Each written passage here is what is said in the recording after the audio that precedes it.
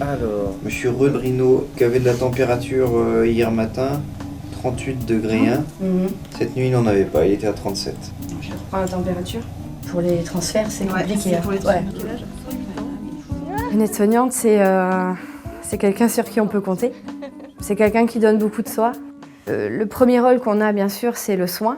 C'est préparer les gens, les aider à s'habiller, à se laver et prendre soin d'eux. Tu fais quoi alors? Je viens pour la petite toilette. Vous êtes matinale encore ce matin? Je dors pas alors, si tu veux. Parce que les autres matins, j'arrive, vous êtes encore au lit. L'aide-soignant est forcément en contact avec le corps humain.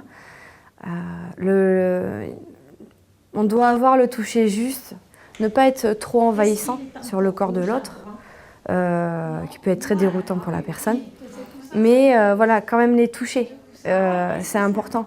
Le fait de ne pas mettre de gants à tout bout de champ. Voilà, est-ce que je vous mets un peu d'eau de Cologne ou de parfum? Surtout pas.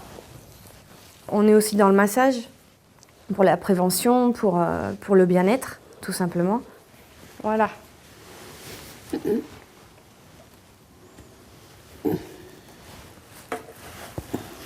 faut savoir écouter et après, il faut savoir agir.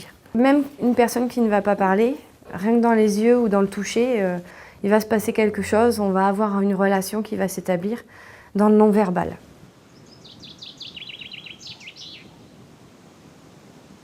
Nathalie s'occupe du bas. Vous allez m'attraper là. Là. Allez, on y va. Voilà. C'est un travail d'équipe forcément, donc quand on a un besoin pour lever une personne, pour faire une toilette, un soin à deux, c'est vraiment important qu'on se coordonne pour continuer à être organisé et pour finir à l'heure. Parce que la contrainte de la structure, c'est ça, à midi, il faut que tout le monde soit en bas pour manger.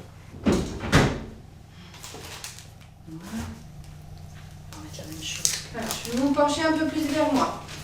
L'aide-soignant est sous la hiérarchie de l'infirmière. Elle peut nous déléguer certains soins, à savoir les prises de constante avec un petit appareil qui mesure le taux d'oxygène dans le sang et qui mesure aussi le pouls. Elle peut aussi nous déléguer la pose de bande de contention ou de bas de contention. Ça, c'est souvent... Et intervention des soignants 4 fois par semaine? Je dirais 5, du coup. C'est tous les jours. 5 même. Le dimanche, souvent, il dit bon, on y va. Oui, de toute façon, on y va. Donc, c'est une intervention quand même. Oui. Dans notre rôle d'aide-soignant, on a aussi le rôle d'accompagnement des résidents.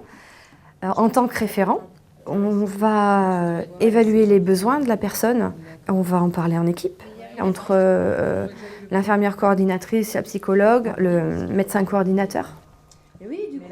Pour être soignante, il faut passer un concours d'entrée à une école. Et ensuite, donc c'est un an où on est à l'école et en stage dans différentes structures. Ça permet justement de savoir quel est le milieu qu'on préfère. Très bien. De rien. On voudrait vous cajoler, on voudrait vous... C'est vrai, vous voulez me faire un câlin? Oui. Oh, bah alors, c'est gentil ça. Vous êtes tellement gentil avec moi. On est passionné. Enfin, moi, je pense qu'on ne peut pas faire ce métier au hasard et on ne peut pas y rester si on n'aime pas ce qu'on fait.